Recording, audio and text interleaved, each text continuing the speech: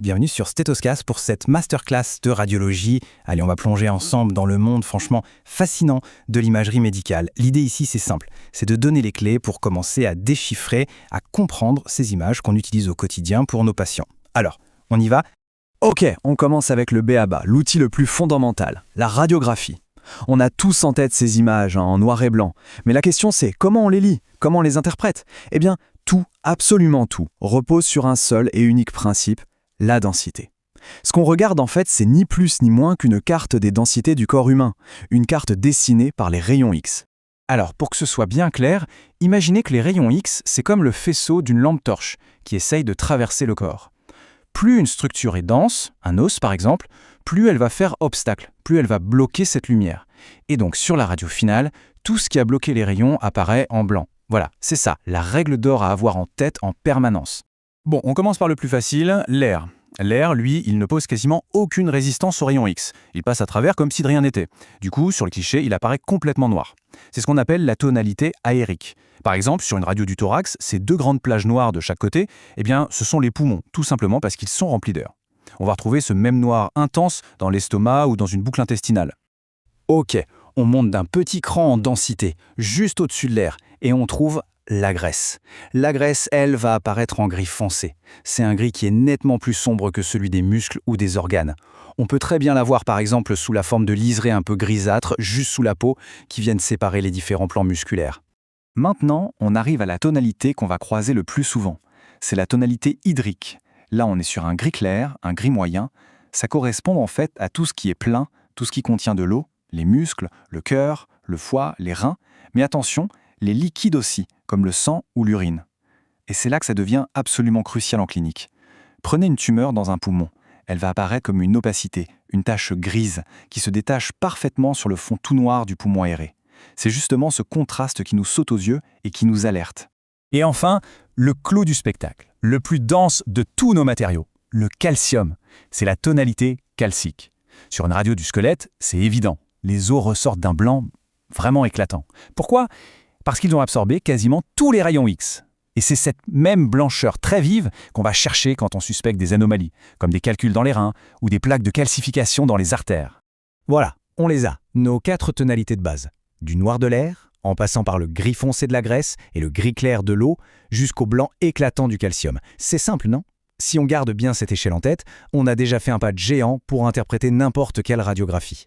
Bon, maintenant que la théorie est posée, passons à un cas pratique. Et un cas vital.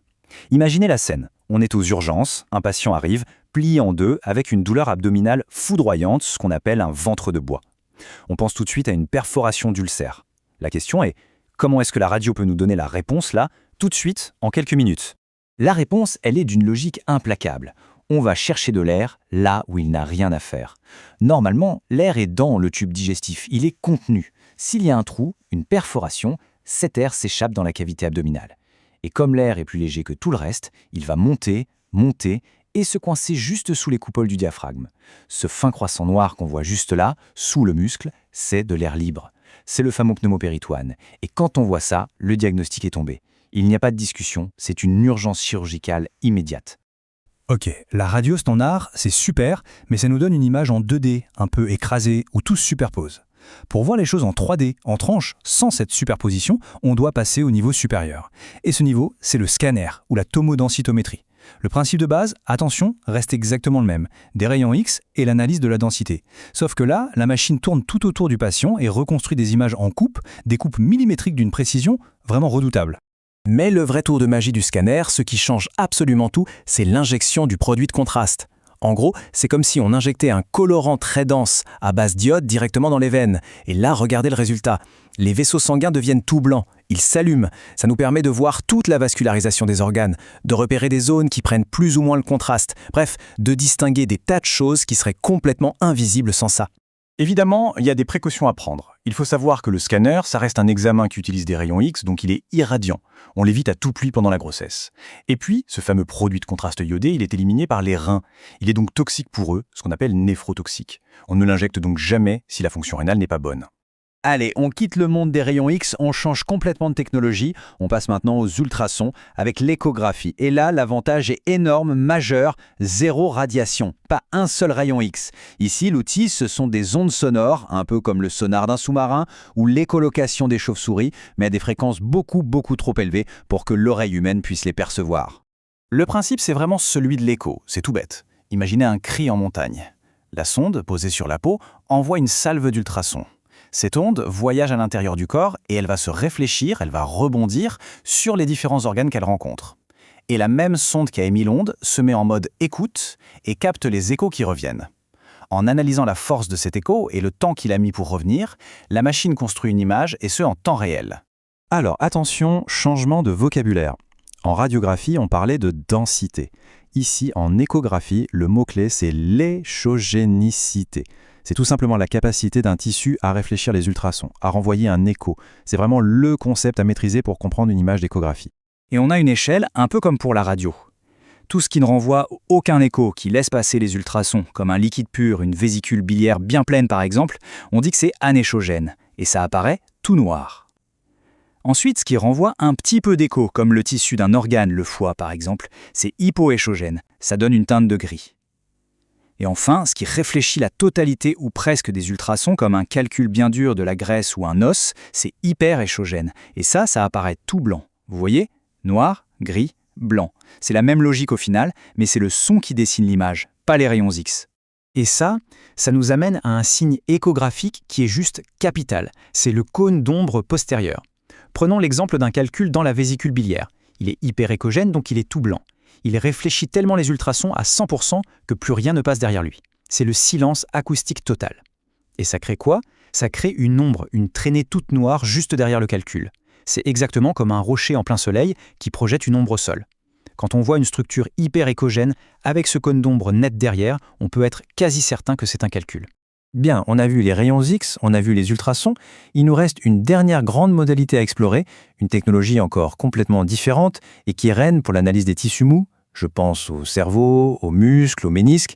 C'est bien sûr l'IRM, l'imagerie par résonance magnétique. Et là, attention, ni rayons X, ni ultrasons. On utilise un aimant extrêmement puissant et des ondes radio.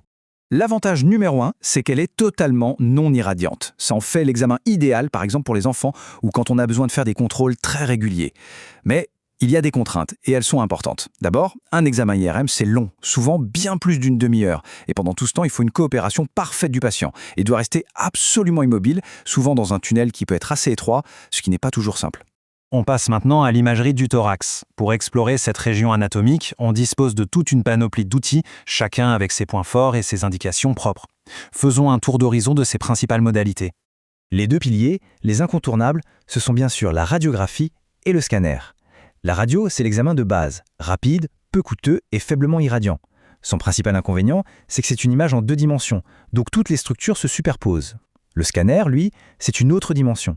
Certes, il est plus cher et plus irradiant, mais il nous fournit des coupes fines du thorax, une analyse précise des différentes structures, sans superposition.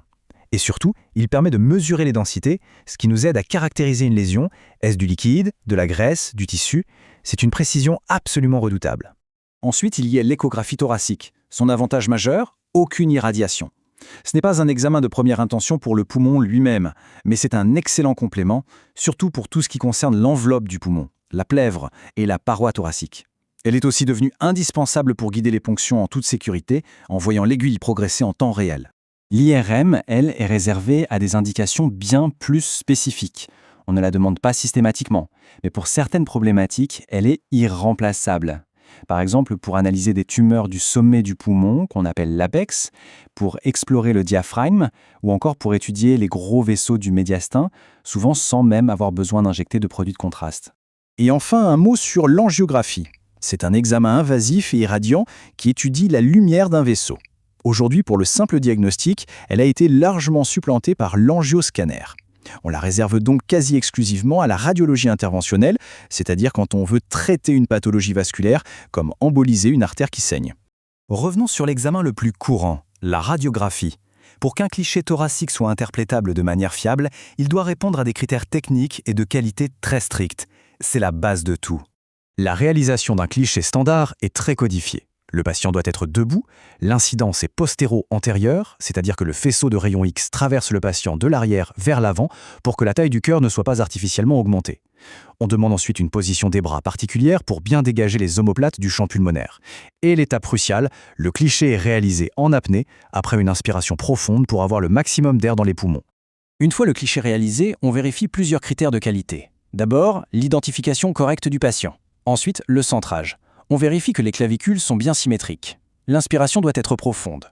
On doit pouvoir compter au moins 6 arcs costaux antérieurs au-dessus des coupoles diaphragmatiques. Les omoplates doivent être dégagées. Et enfin, la pénétration doit être correcte. On doit pouvoir deviner les vaisseaux derrière la silhouette cardiaque. Attention aux clichés réalisés au lit sur un patient couché. Ils sont source de nombreux pièges. Ils entraînent un pseudo-élargissement du cœur et du médiastin.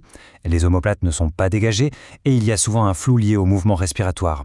Il faut donc les interpréter avec une extrême prudence. Bien. Maintenant, que fait-on face à l'anomalie la plus fréquente en radiologie thoracique, c'est-à-dire une opacité, une zone anormalement blanche? Il faut une approche systématique et rigoureuse. La question fondamentale est donc la suivante. Quelle est la toute première étape de notre raisonnement diagnostique face à cette opacité? La démarche se déroule en 3 temps. Premier temps, on élimine les fausses images, les artefacts. On s'assure que l'opacité est bien réelle. Deuxième temps, on précise sa topographie. Est-elle située dans le poumon ou en dehors, c'est-à-dire dans le médiastin, la plèvre ou la paroi? Et troisième temps, on analyse ses caractéristiques sémiologiques, ses contours, sa forme, sa densité, pour tenter de déterminer sa nature. Intéressons-nous maintenant aux opacités situées à l'intérieur du poumon. On peut les classer en grands syndromes radiologiques. Le premier, c'est le syndrome alvéolaire. Il correspond au remplacement de l'air contenu dans les alvéoles par une substance anormale. Ce peut être du pus, comme dans une pneumonie, de l'eau, comme dans un œdème pulmonaire, ou encore du sang. Cette opacité alvéolaire a des caractéristiques bien précises, des limites floues, un aspect cotonneux, une tendance à la confluence. Mais le signe le plus spécifique, c'est le bronchogramme aérique. Au sein de l'opacité, on peut voir les bronches qui sont restés remplis d'air et qui apparaissent donc comme des clartés tubulaires noires. L'opacité respecte aussi les limites des lobes, les scissures, et son évolution est souvent rapide. Autre grand syndrome, la télectasie. Ici, le mécanisme est différent. C'est une opacité systématisée qui est due à une perte de volume d'un territoire pulmonaire, le plus souvent par obstruction d'une branche. Puisqu'il y a une perte de volume, la télectasie va attirer les structures de voisinage. On va donc observer une opacité, souvent triangulaire, et surtout des signes d'attraction. Un pincement des espaces intercostaux, une attraction de la scissure, une surélévation de la coupole diaphragmatique et, signe majeur, un déplacement du médiastin vers le côté de l'opacité. Et il y a un dogme à retenir. Devant une atélectasie chez un adulte, il faut toujours suspecter une néoplasie bronchique qui obstrue la bronche, et ce, jusqu'à preuve du contraire. Cela impose des explorations complémentaires, notamment une endoscopie bronchique. Quittons maintenant le parenchyme pulmonaire pour aborder les opacités qui naissent des structures qui l'entourent, le médiastin, la plèvre ou la paroi thoracique. Ces opacités extrapulmonaires ont des caractéristiques communes. Typiquement, leur limite externe est nette, régulière et convexe vers le poumon. Et leur raccordement avec la structure d'origine, que ce soit le médiastin ou la paroi, se fait en pente douce, selon un angle obtus. En cas d'origine pariétale, on peut parfois retrouver une lise osseuse associée. Un point important concernant les opacités pleurales, leur aspect peut orienter vers la nature bénigne ou maligne. Une opacité pleurale bien localisée, bien limitée, est plutôt en faveur d'une origine bénigne. A l'inverse, un épaississement pleural diffus et étendu est très suspect de malignité. Parfois, une opacité intrapulmonaire peut présenter un niveau hydroaérique, c'est-à-dire une image mixte avec du liquide en bas et de l'air en haut, séparés par une ligne horizontale. Devant une telle image, on doit évoquer principalement 4 diagnostics. Un abcès du poumon, une tumeur pulmonaire qui s'est creusée, un kyste hydatique surinfecté ou une caverne tuberculeuse. Pour finir, abordons la situation inverse. Non plus une opacité, mais une hyperclarté, c'est-à-dire une zone anormalement noire sur le cliché. Les principales causes d'hyperclarté thoracique sont le pneumothorax, qui est une collection d'air dans la plèvre, ou une bulle d'emphysème, qui est une destruction du parenchyme pulmonaire. On retrouve également les lésions excavées, comme la caverne tuberculeuse, une masse nécrosée ou un kyste hydatique qui s'est complètement rompu. On passe donc à la sémiologie radiologique du pelvis gynécologique et on va commencer par un examen au nom un peu barbare, l'hystérosalpingographie. Alors, l'hystérosalpingographie, ou HSG, qu'est-ce que c'est exactement? C'est un examen radiologique assez simple dans son principe. On vient opacifier, c'est-à-dire remplir de produits de contraste iodés, la cavité de l'utérus et les trompes. Le but, c'est de voir si tout ce petit monde est bien perméable, si ça communique bien. C'est pour ça que son indication principale, c'est le bilan de stérilité. Une chose très importante à retenir, il faut une couverture antibiotique systématique. Maintenant, changeons de contexte. S'il y a une suspicion de masse pelvienne, quel est l'examen de départ, le premier réflexe? C'est toujours l'échographie. On va d'ailleurs la réaliser par 2 voies. D'abord par voie transabdominale pour avoir une vue d'ensemble, puis par voie endovaginale pour aller chercher les détails et la précision. On a une véritable stratégie, une hiérarchie dans les examens d'imagerie. L'échographie, on vient de le dire, c'est la première étape. Si on a besoin d'aller plus loin pour caractériser la masse et voir son extension locale, l'IRM est l'examen de choix. Et enfin, si on craint une dissémination à distance, on passe au scanner, qui lui va faire un bilan d'extension complet du corps. Bon, une fois qu'on a repéré cette masse, la grande question c'est de quoi s'agit-il? C'est tout l'enjeu de la caractérisation. Et ce qui est intéressant, c'est que l'imagerie va nous donner des indices extrêmement forts, parfois quasi certains. Par exemple, si on voit de la graisse dans la masse, on peut quasiment signer le diagnostic de kyste dermoïde. Idem s'il y a des calcifications ou des petits bouts d'os. A l'inverse, une végétation tissulaire qui prend le contraste ou qui est vascularisée au Doppler, ça c'est un vrai signal d'alarme, un signe de malignité. Enfin, si la masse est clairement attachée, en continuité avec l'utérus, on s'oriente vers un fibrome. Et là, attention, il y a une règle d'or, un réflexe absolu à avoir chez une femme en âge de procréer qui présente une masse pelvienne. La première chose à faire, c'est d'éliminer une grossesse extra-utérine. C'est la priorité numéro 1. Comment on fait concrètement? La démarche est très logique. Ça commence avec la clinique et un test bêta-HCG positif. L'échographie arrive juste après et elle doit répondre à 2 questions. Premièrement, est-ce que l'utérus est bien vide? Et deuxièmement, est-ce qu'on trouve une masse à côté de l'utérus et éventuellement un épanchement liquidien dans le pelvis? Et il y a un signe échographique très utile. Si on arrive à bien visualiser un ovaire normal qui est complètement indépendant de la masse qu'on a trouvée à côté, ça nous permet d'exclure une origine ovarienne et donc, par déduction, ça renforce très fortement l'hypothèse d'une origine tubaire et donc d'une grossesse extra-utérine. Bien, on quitte maintenant la sphère gynécologique pour s'intéresser à la sémiologie radiologique de l'appareil urinaire. Pour l'appareil urinaire, on a toute une palette d'examens à notre disposition. Ça va du plus simple, le cliché radiostandard qu'on appelle l'AUSP, jusqu'à l'uroscanner, qui est l'examen le plus performant, en passant par l'échographie et l'UCR. Commençons par la base, l'abdomen sans préparation, l'AUSP. Sa mission principale, c'est de traquer les calculs urinaires qui sont visibles en radio, ce qu'on appelle les calculs radio-opaques.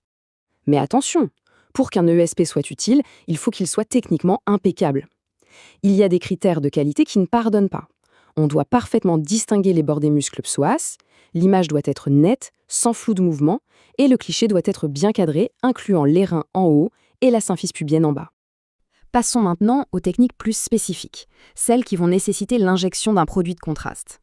Ici, il ne faut surtout pas confondre 2 examens aux acronymes proches, l'urographie intraveineuse et l'UCG, l'urétrocystographie. C'est très différent.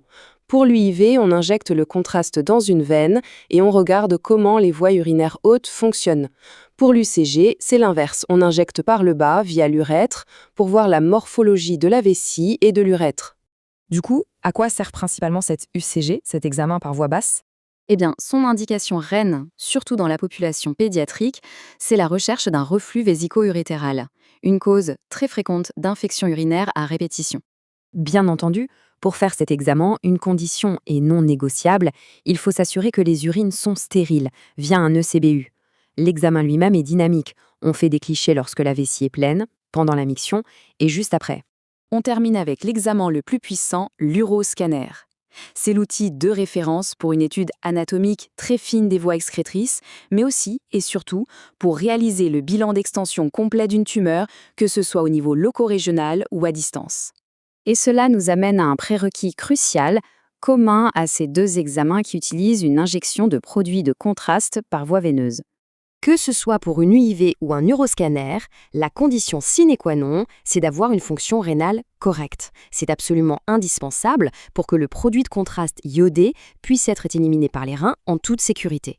On passe donc au bilan radiologique du syndrome obstructif. Face à une suspicion, la question qu'on se pose tous, c'est quel examen choisir et surtout dans quel ordre pour bien comprendre ce qui se passe et mesurer l'impact sur le rein. Eh bien, ce parcours diagnostique, il faut le voir un peu comme un entonnoir. On démarre toujours par le plus simple, le moins invasif, l'échographie. C'est notre premier coup d'œil, un examen morphologique rapide, efficace. Si le doute persiste, ou si on a besoin de plus de détails, on monte d'un cran, l'uroscanner. C'est le véritable gold standard aujourd'hui, il a complètement relégué l'ancienne urographie intraveineuse au musée. Et puis, pour les cas plus délicats, par exemple un patient avec une fonction rénale déjà bien abîmée, on a un joker dans notre manche, l'uro-IRM. Elle nous donne des images magnifiques sans avoir besoin d'injecter de produits de contraste iodés. Alors concrètement, qu'est-ce qu'on cherche sur ces images? Le tout premier signe, celui qui nous saute aux yeux, c'est la dilatation. C'est le signal d'alarme. Ensuite, on se penche sur le rein lui-même. Est-ce que son tissu noble, le parenchyme, commence à s'amincir? Ça, c'est un indicateur crucial de la souffrance du rein. D'ailleurs, c'est intéressant de se rappeler comment on faisait avant. Avec l'UIV, on voyait le rein se charger de produits de contraste beaucoup plus lentement que la normale. C'était la fameuse néphrographie retardée. Un signe fonctionnel très fort qui montrait que le rein luttait pour faire son travail. Mais attention, un signe à ne jamais banaliser. Si on observe une atrophie, c'est que le problème est déjà ancien et les dommages potentiellement irréversibles. Et puisqu'on parle d'obstruction, il faut bien sûr parler de sa cause la plus fréquente et souvent la plus spectaculaire, la lithiase. Identifier ses calculs, savoir précisément où ils se cachent et à quoi ils ressemblent, c'est la clé du traitement. Pendant des années, on s'est fié à la bonne vieille radio de l'abdomen sans préparation, l'AUSP. Elle faisait un travail correct, on va dire, en attrapant 9 calculs sur 10, à condition bien sûr qu'ils soient assez riches en calcium pour être visibles. Mais alors le scanner, il a complètement rebattu les cartes. Lui, il ne rate absolument rien. 100% des calculs sont visibles, même ceux qu'on appelle radiotransparents. Il n'y a plus de débat, c'est l'examen de référence absolu. En plus, il nous évite de tomber dans le piège classique de confondre un calcul avec de petites calcifications vasculaires pelviennes, sans aucune importance, les phlébolites. Et ça ressemble à quoi, un calcul, sur nos écrans? Sur une radio, c'est juste une petite opacité blanche. Mais en échographie, ah, là, l'image est bien plus élégante et surtout très spécifique. On voit une ligne très brillante, hyper échogène, c'est le calcul, qui agit comme un mur pour les ultrasons, créant une ombre noire parfaite juste derrière. C'est ce qu'on appelle le cône d'ombre postérieur. Et bien sûr, l'échographie nous montre immédiatement la conséquence. Si ce calcul bloque le passage, on voit la dilatation en amont, c'est-à-dire l'hydronéphrose. Au-delà des obstructions mécaniques comme les calculs, l'imagerie nous guide aussi dans le diagnostic d'autres pathologies, parfois plus sournoises. Prenons 2 exemples très différents, les tumeurs de la vessie et la tuberculose urinaire. Chacune a sa propre signature radiologique. Pour la tumeur de la vessie, la démarche est une véritable enquête. L'indice numéro 1, le point de départ, c'est le sang dans les urines, l'hématurie. C'est ça qui déclenche tout. La première preuve visuelle nous est souvent donnée par l'échographie qui montre une masse, un bourgeon qui se développe dans la vessie. Mais pour avoir une certitude, pour avoir un nom à mettre sur ce coupable, il faut aller voir sur place. C'est le rôle de la cystoscopie avec biopsie. Une fois que le diagnostic de cancer est confirmé, le scanner entre en scène pour sa grande mission, la cartographie. Il va nous dire jusqu'où la tumeur s'est étendue, localement et à distance, pour préparer la stratégie thérapeutique. La tuberculose urinaire, c'est une toute autre histoire. Elle laisse des cicatrices très particulières. Imaginez que les voies urinaires sont des tuyaux. La tuberculose va les rétrécir, les sténoser à plusieurs endroits de façon étagée. Le tissu du rein lui-même peut être rongé, ce qui forme de véritables trous, des cavernes, que le scanner met parfaitement en évidence. Et dans les formes les plus avancées, le rein est tellement détruit qu'il ne fonctionne plus du tout. À l'époque de l'UIV, on disait qu'il était muet, car il n'excrétait plus le produit de contraste. L'image restait silencieuse. Allez, on aborde maintenant l'urgence la plus emblématique en urologie, celle qui met tout le monde sur le qui-vive, la colique néphritique. Dans ce cas, le temps presse et l'imagerie doit être rapide et décisive. Qu'est-ce qu'une colique néphrétique? C'est une douleur atroce, tout simplement, due à un blocage brutal de la voie urinaire, le plus souvent par un calcul. Mais voilà le piège clinique, le point absolument fondamental à retenir. Au tout début, dans les premières 24 heures, le rein n'a pas encore eu le temps de se dilater. On peut donc avoir un patient qui souffre le martyre avec une imagerie qui, à première vue, est strictement normale.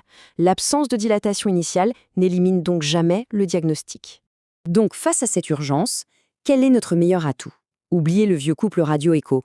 Aujourd'hui, la réponse est unique et sans appel. C'est le scanner hélicoïdal Et attention, sans injection de produit de contraste. Il est rapide, il nous montre le calcul, sa taille, sa position exacte, et il évalue le retentissement.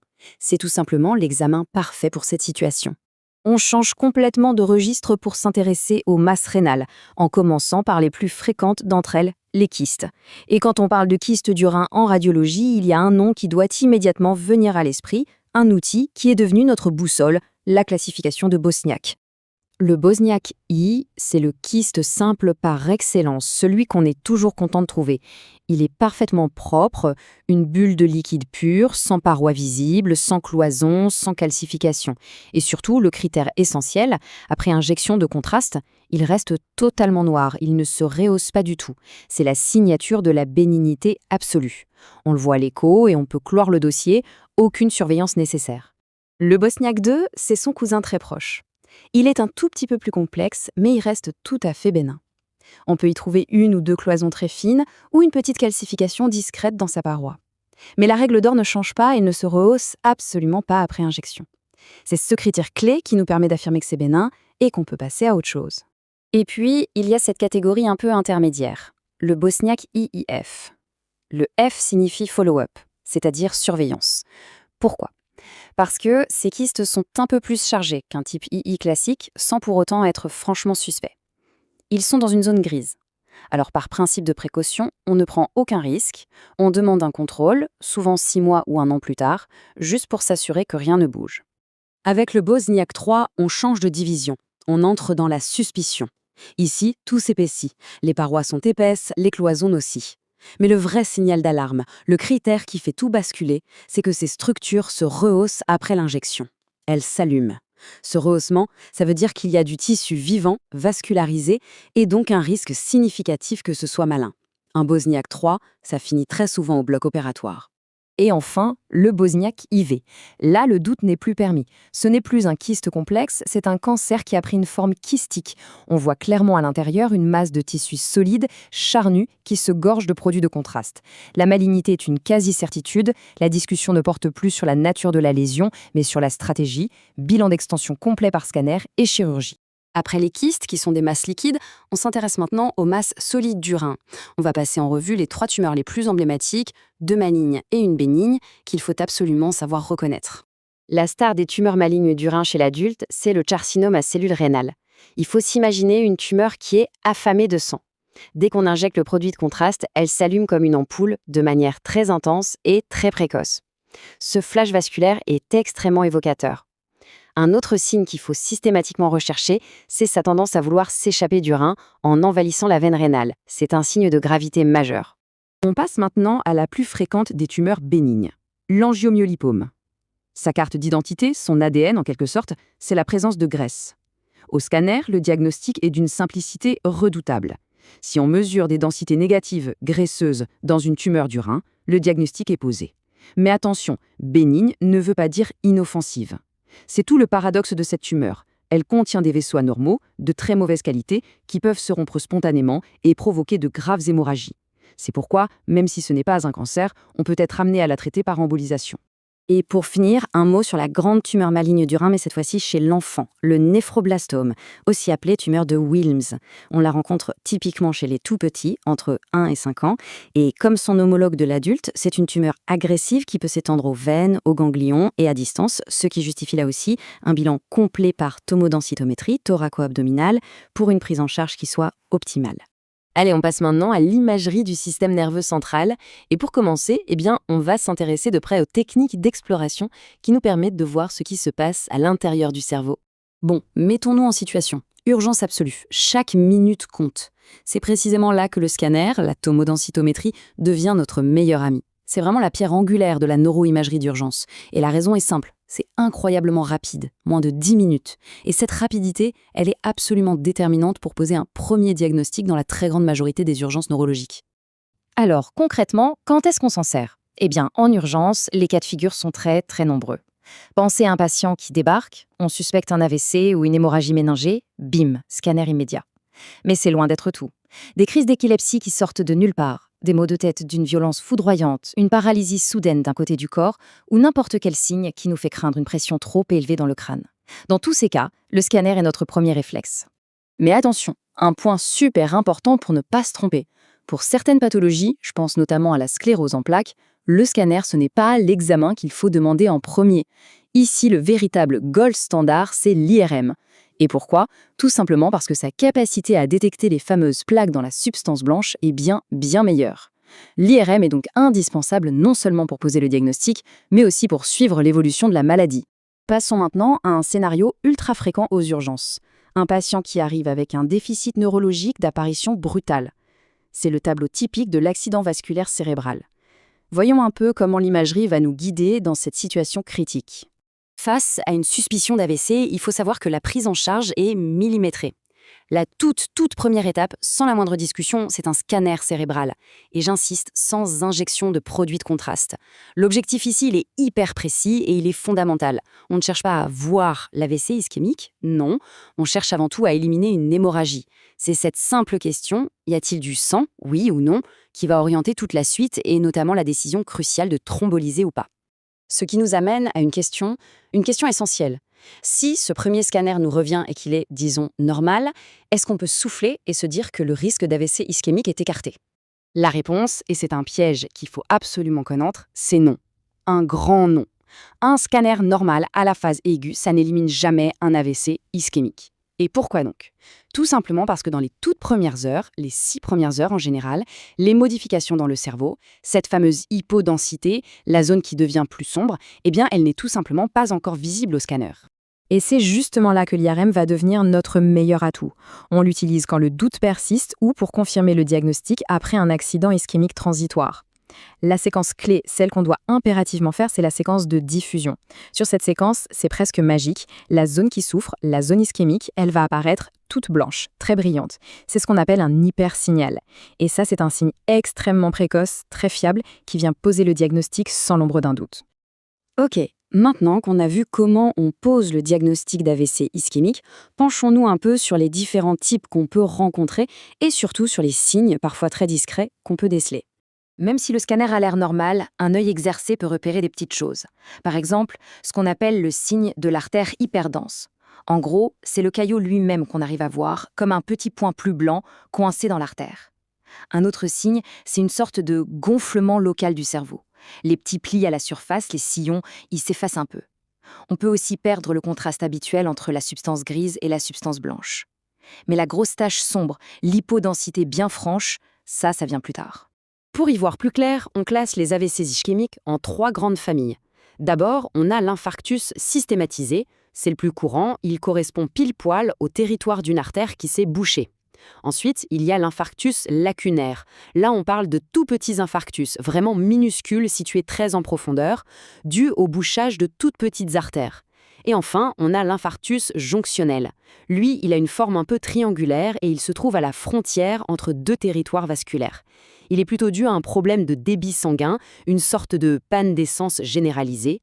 Bon, on a beaucoup parlé d'ischémie, donc de manque de sang. Mais l'autre versant des AVC, c'est exactement l'inverse, c'est l'hémorragie. On va donc aborder maintenant les hématomes, qui se forment à l'intérieur même du parenchyme cérébral. Et là, c'est le jour et la nuit, avec l'ischémie précoce, qui peut être invisible. Le diagnostic de l'hématome au scanner, c'est d'une simplicité biblique. Le sang frais, ça se voit tout de suite. Ça apparaît comme une grosse tache bien blanche, on dit spontanément hyperdense, en plein milieu du cerveau. C'est impossible de le rater.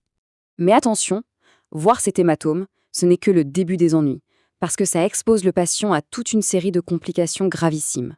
L'hématome peut grossir et envahir les cavités du cerveau, les ventricules. Il peut faire gonfler le cerveau au point de l'écraser, c'est l'engagement.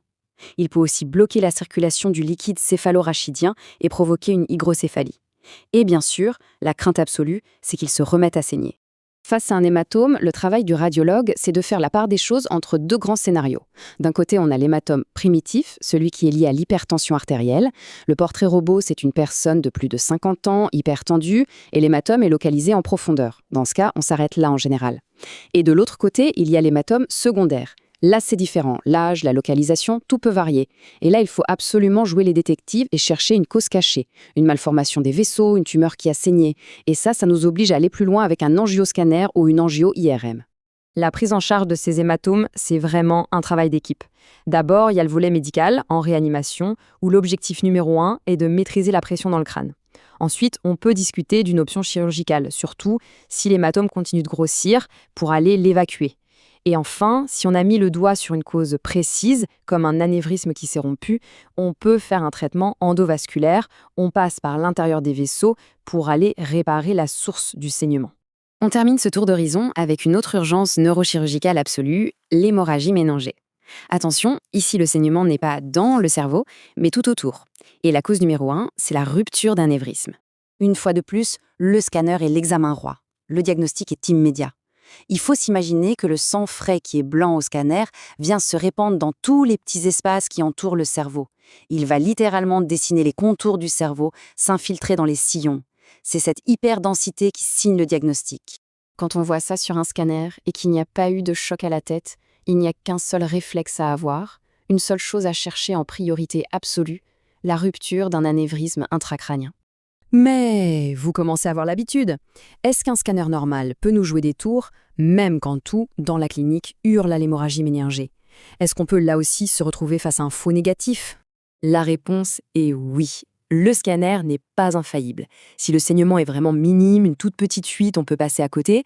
Si le patient est très anémique, son sang est moins dense, donc moins visible, moins blanc au scanner. Et enfin, le temps joue contre nous. Si on fait l'examen trop tard, plus de 3 jours après, le sang a déjà commencé à se nettoyer. Dans toutes ces situations où le doute persiste malgré un scanner normal, on dégaine l'IRM. Et là, c'est la séquence flair qui va trancher et nous montrer le sang qu'on ne voyait pas. Une fois l'hémorragie confirmée, on ne perd pas une seconde. On lance un angioscanner pour trouver le coupable, cet anévrisme. Ils aiment bien se cacher à des endroits stratégiques, des carrefours d'artères.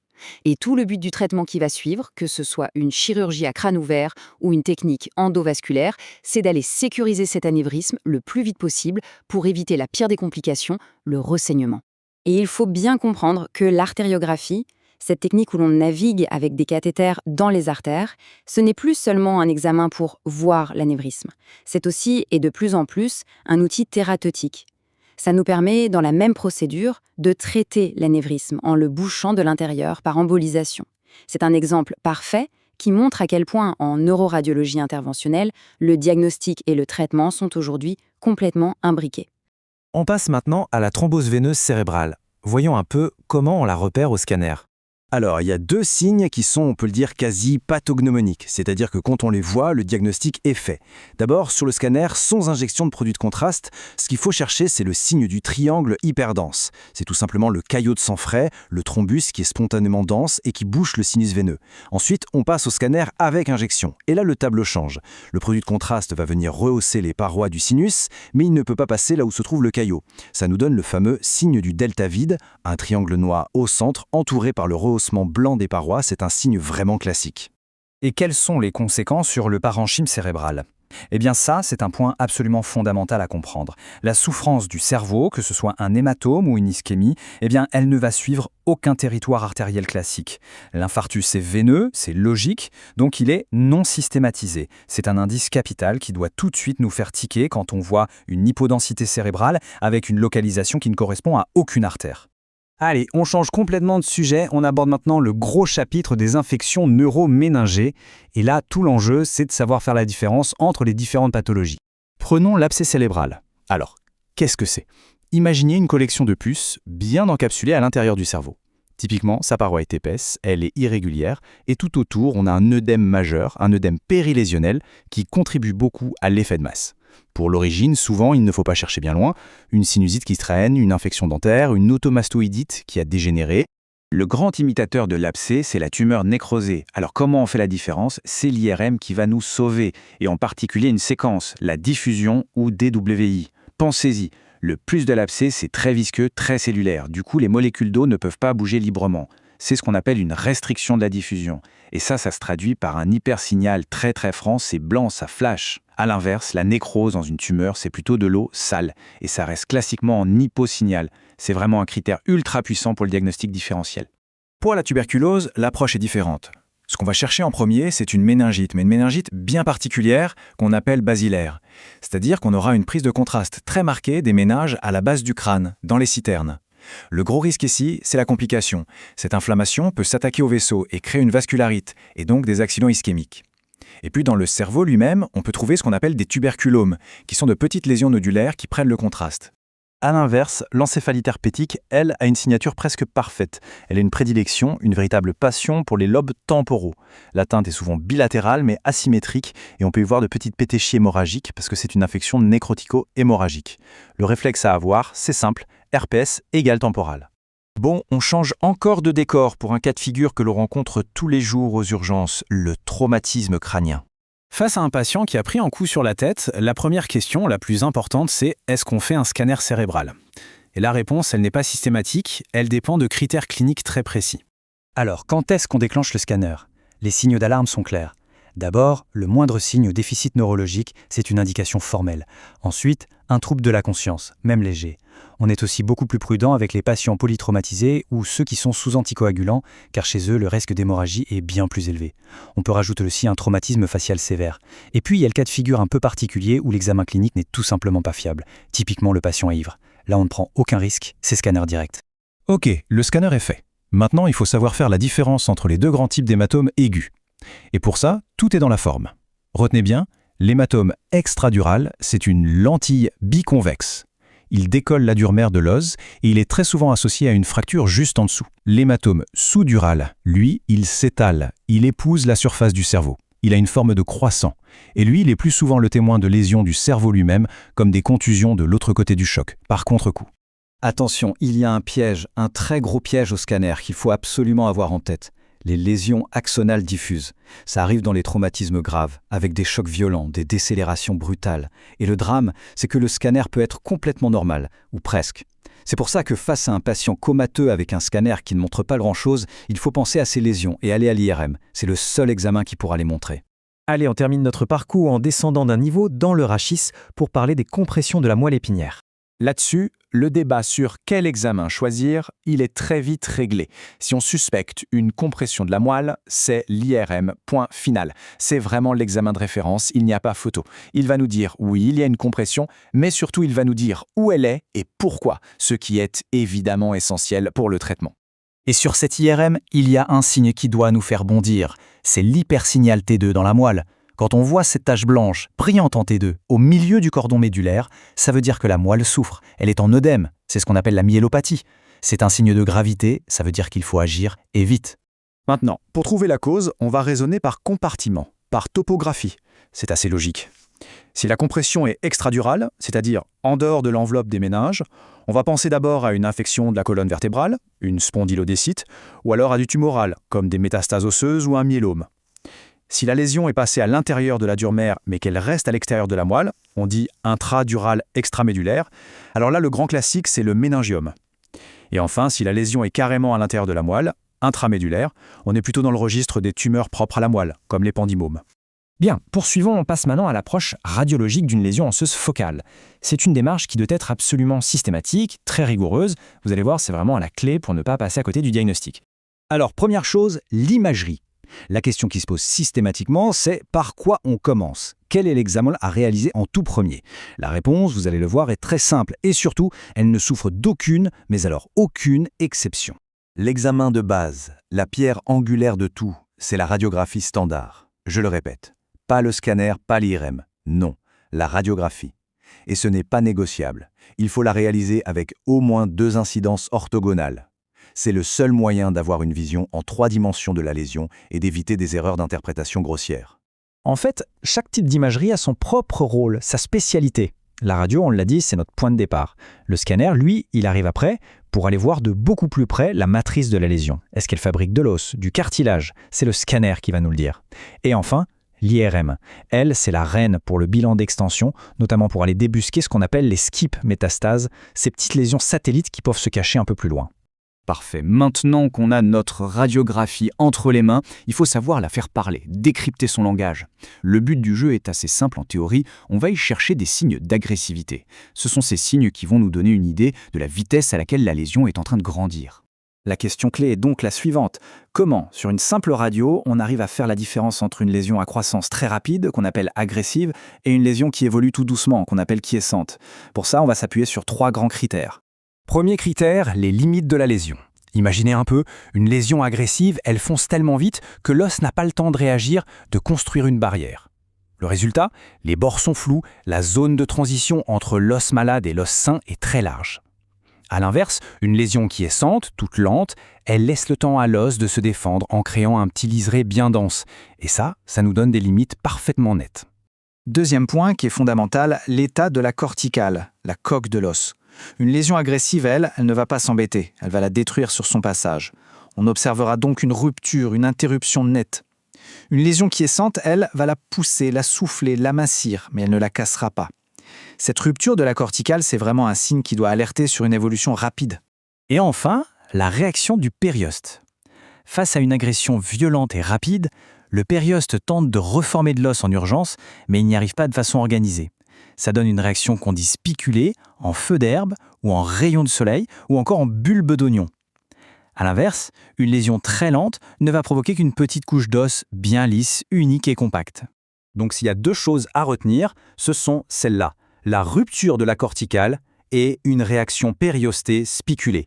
Quand vous voyez ça, c'est le signal d'alarme. Ce sont les deux signes péjoratifs les plus importants qui crient agressivité. Mais attention, et ça c'est une nuance absolument capitale, agressivité à la radio ne veut pas dire automatiquement malignité, cancer à l'analyse au microscope. Certaines maladies tout à fait bénignes, comme une ostéomyélite, c'est-à-dire une infection de l'os, peuvent mimer à la perfection une tumeur très agressive. La biopsie reste donc formellement obligatoire quand on a ces signes. On comprend donc bien que l'analyse de l'image toute seule, ça ne suffit pas. L'image doit absolument être intégrée dans une approche beaucoup plus globale, une sorte d'enquête où on va confronter ce qu'on voit à la radio à toutes les autres données.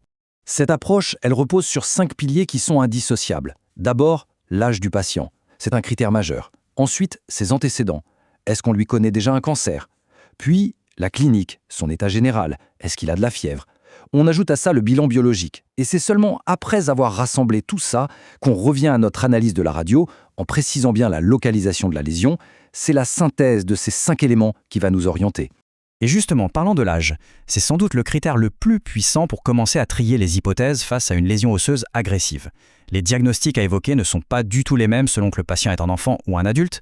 Prenons un cas concret. Un adolescent de 16 ans, chez qui on découvre une lésion qui a l'air bien agressive sur les radions. Chez un jeune de 16 ans, face à ce tableau, notre réflexion doit immédiatement se tourner vers deux diagnostics principaux. Le sarcome ostéogénique, ou ostéosarcome, qui est la tumeur maligne de l'os la plus fréquente à cet âge, et le sarcome de Wing. Mais il ne faut surtout pas oublier l'ostéomyélite, le grand imitateur, ni une possible localisation osseuse d'une maladie du sang, ce qu'on appelle une hématopathie. Maintenant, on fait vieillir notre patient de quelques années. Il a 20 ans. La liste des suspects va légèrement changer. À 20 ans, on garde bien sûr en tête l'ostéosarcome et le sarcome d'Ewing.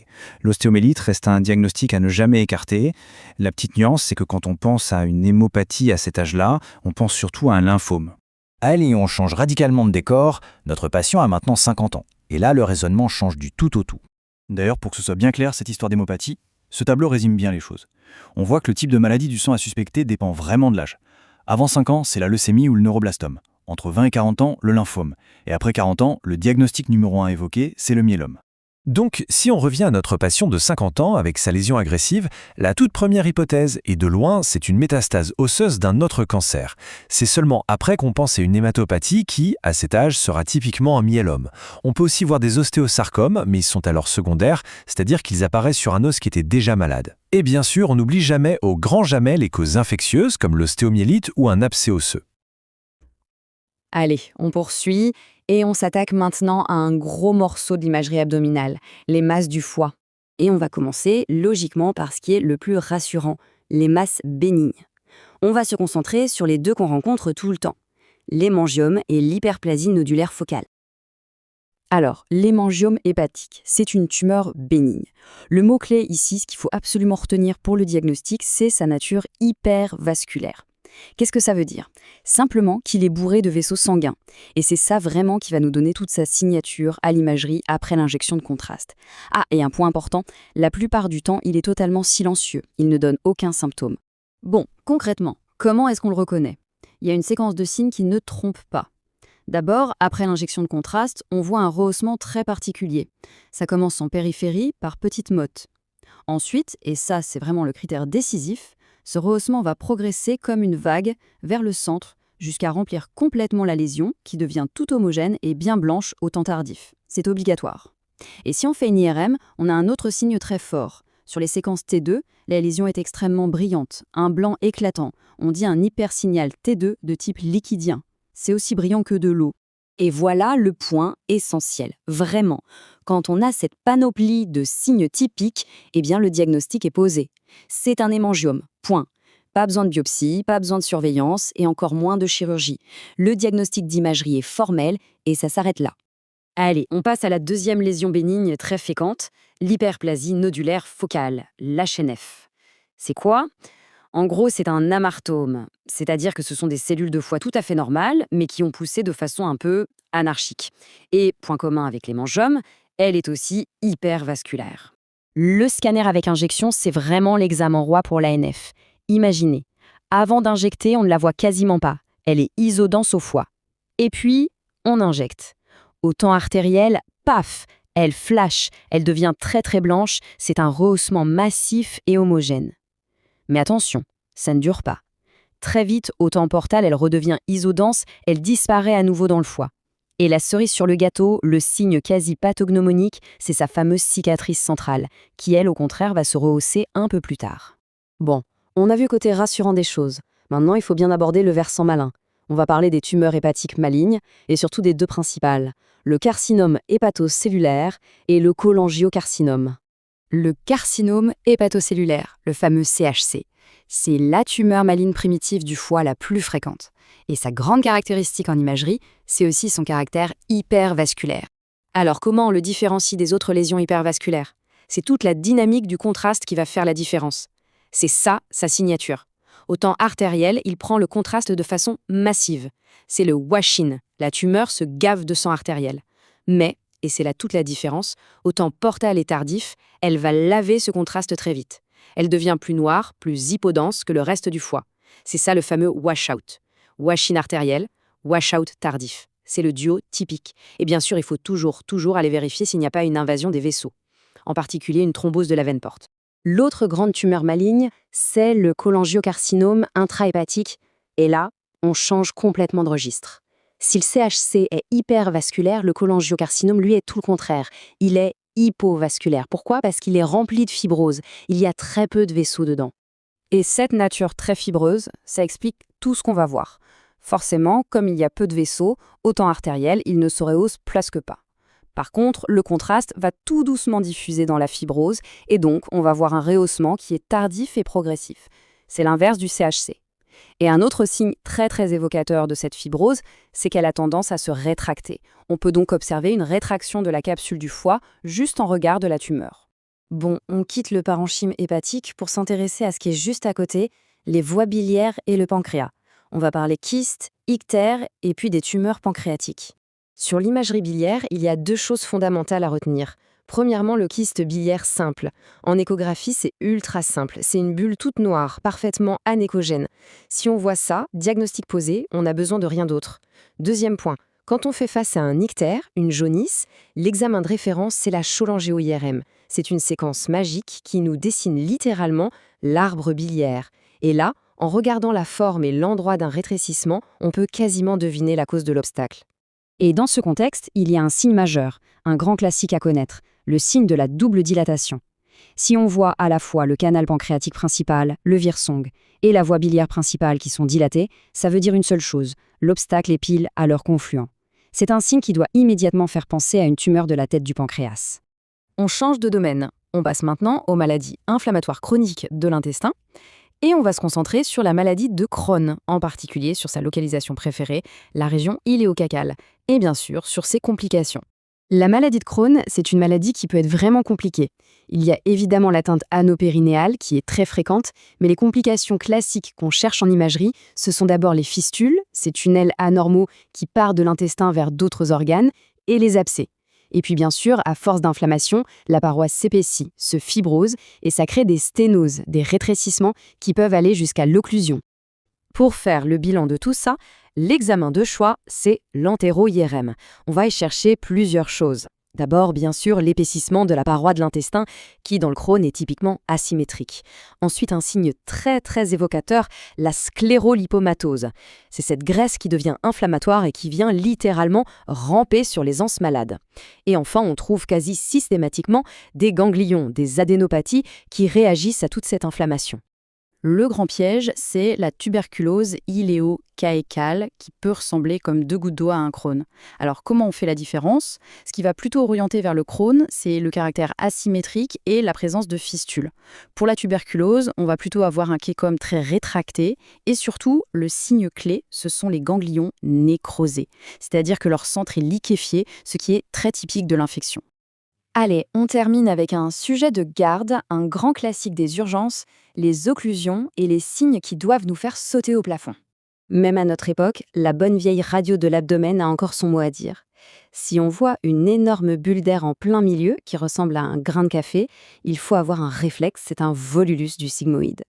Un autre signe classique, c'est l'aspect en bec d'oiseau. C'est quand l'intestin se resserre brutalement, comme pincé. Ça, c'est très typique d'une occlusion sur une bride. Mais c'est au scanner qu'on va chercher les signes de gravité. Premier signe, de l'air là où il ne devrait pas y en avoir. Dans la paroi de l'intestin, c'est la pneumatose. Dans les veines, c'est l'aéroportie. Ces signes sont catastrophiques. L'autre signe majeur, c'est le défaut de rehaussement de la paroi. Si une anse reste toute grise après injection, ça veut dire que le sang n'arrive plus. C'est l'ischémie. Et là, c'est un appel direct au chirurgien. C'est une urgence absolue. Maintenant, attention au piège. Parfois, on a tous les signes d'une occlusion, mais on ne trouve aucun obstacle mécanique. On parle alors d'occlusion fonctionnelle. D'où est-ce que ça peut venir? Eh bien, souvent, il faut regarder à côté. Le problème n'est pas dans l'intestin, mais il est victime d'un problème voisin. Les 2 grandes causes à avoir en tête, la colique néphritique et la pancréatite aiguë. En fait, l'inflammation ou la douleur intense juste à côté de l'intestin va le paralyser par réflexe. C'est ça, une occlusion fonctionnelle. Allez, c'est la dernière ligne droite. On a vu beaucoup de choses, alors maintenant, on va prendre un instant pour être sûr que tout est bien en place. L'idée, c'est de graver les réflexes essentiels, ceux qui vont vraiment nous servir au quotidien. Voilà, c'est exactement ça. C'est le moment où on verrouille tout ce qu'on a vu. L'objectif, c'est simple, passer de la connaissance théorique à l'automatisme, au réflexe clinique. On est parti. Alors, on repart des fondations, la base de la base. Parce qu'avant même de chercher une pathologie, il faut savoir lire l'image, il faut parler sa langue. Et ça, désolé, ça passe par un tout petit peu de physique. Ok, la règle d'or, le truc à ne jamais oublier, que ce soit en radio standard ou au scanner, c'est la densité qui commande. C'est notre boussole. Pensez-y comme une échelle de gris. Tout en bas, le noir absolu, c'est l'air. Les rayons passent à travers, donc c'est noir. Tout en haut, le blanc pétant, c'est l'os, le calcium, ça bloque tout. Et entre les deux, eh bien, on a la graisse, un peu foncée, et l'eau ou les tissus mous, un peu plus clairs. Une fois qu'on a ça en tête, on peut commencer à déchiffrer n'importe quelle image. Maintenant, attention, on change de monde. On passe à l'échographie. Là, on oublie le mot densité. Le mot magique, c'est échogénicité. C'est simple. On envoie des ultrasons et on analyse ce qui revient, l'écho.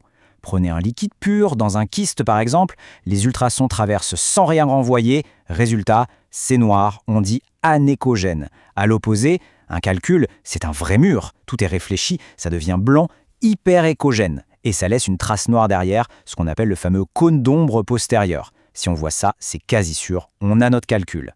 Allez, on monte d'un étage, le thorax.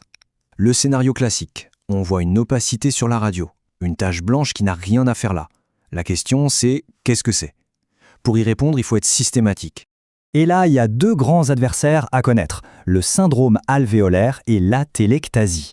Le syndrome alvéolaire, c'est simple. Les alvéoles sont pleines de liquide ou de pus au lieu d'être pleines d'air. Ça donne une image un peu floue, cotonneuse. Le signe clé, le bronchogramme aérique.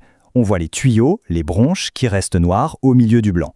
De l'autre côté, l'atelectasie, c'est l'inverse. Ce n'est pas quelque chose qui remplit, c'est le poumon qui s'effondre sur lui-même, qui perd du volume. Du coup, l'opacité est bien délimitée et surtout, elle tire tout vers elle. Le cœur, les scissures. Ce sont les signes d'attraction. Ça aspire. Et ça, attention, c'est un point crucial, un vrai dogme. Une atelectasie chez un adulte, ce n'est jamais anodin. Jamais. Ça crie obstruction bronchique. Et qui dit obstruction dit qu'il faut penser en premier lieu à une tumeur qui bouche une branche, jusqu'à preuve du contraire. Donc on ne s'arrête pas à la radio, on va plus loin, il faut aller voir avec une fibroscopie. On descend maintenant dans la région pelvienne, l'urogénitale. C'est une zone où l'imagerie doit répondre à des questions cliniques ultra précises. Il faut connaître les priorités et les pièges. Ok, 3 réflexes à intégrer. Primo, une femme en âge d'avoir des enfants qui a mal au ventre. Priorité absolue, éliminer la grossesse extra-utérine. C'est l'urgence numéro 1. Secondo, suspicion de colique néphritique, on oublie la vieille radio. Le gold standard, c'est les scanners sans injection. Ils les voient tous. Tertio, on tombe sur un kyste dans le rein. Comment savoir si c'est méchant? La réponse, c'est la classification de Bosniak. C'est notre guide. Et cette classification, elle est super logique. Le seul truc qui compte vraiment, la ligne rouge, c'est le rehaussement après injection. Est-ce que ça prend le contraste, oui ou non? Un kyste simple, type I ou I, ça ne se rehausse pas. C'est de l'eau, donc c'est bénin, à faire classer.